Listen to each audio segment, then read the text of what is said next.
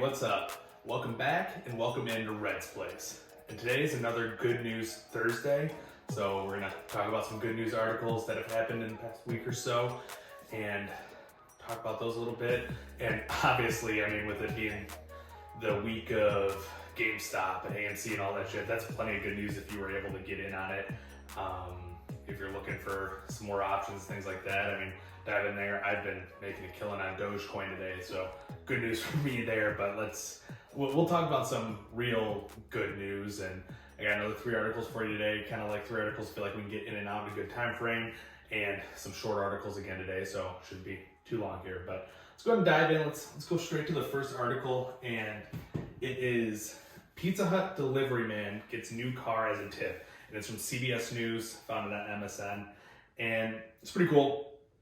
Pizza delivery guy, he's been a pizza delivery guy for almost 31 years, and Pizza Hut says he's one of their longest tenured employees.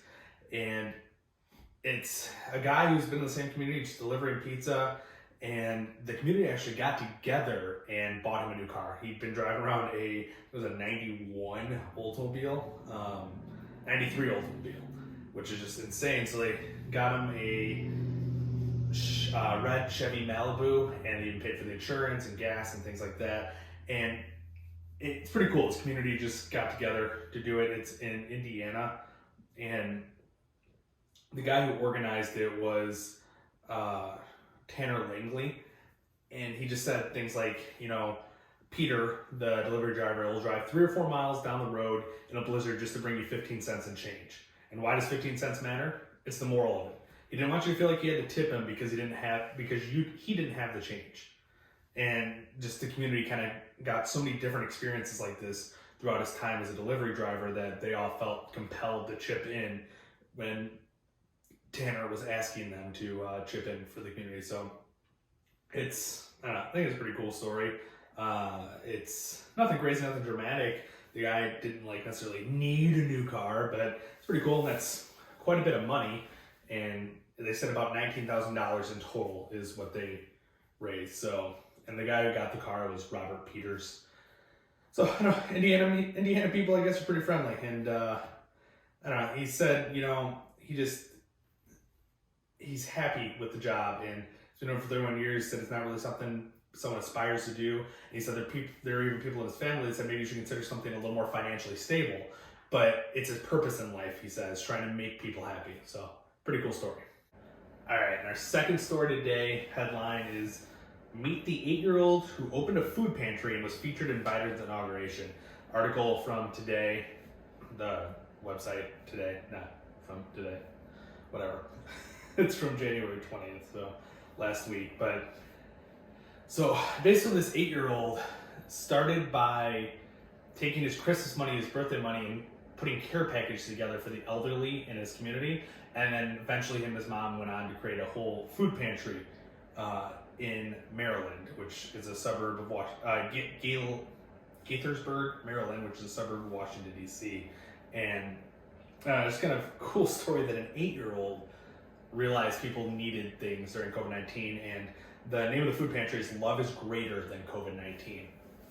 And I don't know, this thing's kind of cool. This kid, 8 years old, realizing people have needs and taking his Christmas money, his birthday money, and I don't know, I think about myself at 8 years old, and I just wanted a new bike, not to provide for other people and help them get through tough times. I wasn't that forward thinking, and I think most 8-year-olds aren't that forward thinking, and just don't think about others in that way, especially here in America. We don't always think about the other people and things like that. So I think it's cool this 8-year-old thinks ahead like that and thinks for others. And it'd be great if more of us were that way, that aren't 8, that are 25, 35, 45, 55. And we thought of others and did not necessarily things as grand as this, but maybe smaller things that could help out other people. So I think it's a cool story. There's some cool quotes in here and things like that. As always, the links will be in the description for the articles, and you can kind of read through some of those quotes. I don't need to read them to you, but I think it's cool. All right, for our third and final article of the day, it's another article on the Today website, and it is Gumdrop is the first pit bull adopted in Denver since repeal of a 30-year ban. And this one's just kind of cool. Since 1989, it doesn't make clear whether it's Denver or Colorado as a whole, but they really do make it sound like it is Denver specific. So since 1989, Denver had a ban on pit bulls, and it was illegal to own any dog deemed to have the majority appearance of a pit bull. And so a 3-year-old pit bull, Gumdrop, ended 2020 as a stray dog on the streets of Denver, and they started 2021 by making history as the first pit bull legally adopted since voters repealed the ban on the breed that had stood for over 30 years. So voters repealed the ban in November during those elections, and it's just kind of a cool story. And it's one of those things where I think adopting any stray pet is great to do, and I think them repealing the ban on pit bulls, in my opinion, is a great thing to do.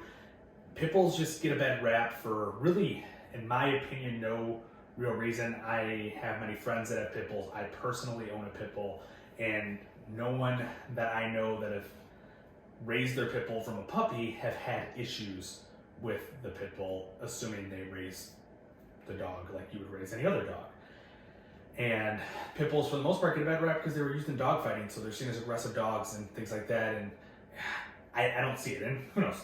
One person, I've only seen so many pit bulls. I could be wrong, but in my opinion, no reason to have a ban on one specific breeded dog. That's just how I feel about it. So I think it's pretty cool that they repealed that ban, and they're now allowing pit bulls to be adopted, because I'm assuming what probably happened if they found a stray pit bull is they were probably euthanized previously, would be my guess. It doesn't say in the story, but I mean, if it's illegal to own them, what the hell are they going to do with them? Maybe they were able to find them space in another shelter outside of Denver. I have no idea, but I just think it's good that they are able to adopt out pit bulls now. And I just think overall, if you're able to adopt a shelter pet animal, whether it be a frog, dog, cat, I don't care what it is, do it if you're able to take care of the animal and continue to take care of the animal. And additionally, if you are not able to fully take care of an animal, don't go get one to begin with, because that's how we get so many stray pets. So personally, this is my shelter dog that I have now is the first one I've ever had, and I will probably be getting more shelter dogs in the future versus just buying them from a breeder. I just think there's so many, the shelters are filling up, the foster homes are filling up, there's just no place for them to go, and so they have no choice but to euthanize these animals. So why would I choose to go buy one from a breeder who's going to continue to bring more into the world, that when there's a shelter animal that could be adopted? That's just my personal opinion on it, but I think it's a cool news story. Pit bulls are now able to be adopted. All dogs are able to be adopted in Denver. And overall, I think 3 good news stories today. And stock market, crazy. If you got in on it, congrats to you. Way to fucking go. Hopefully you cash out big.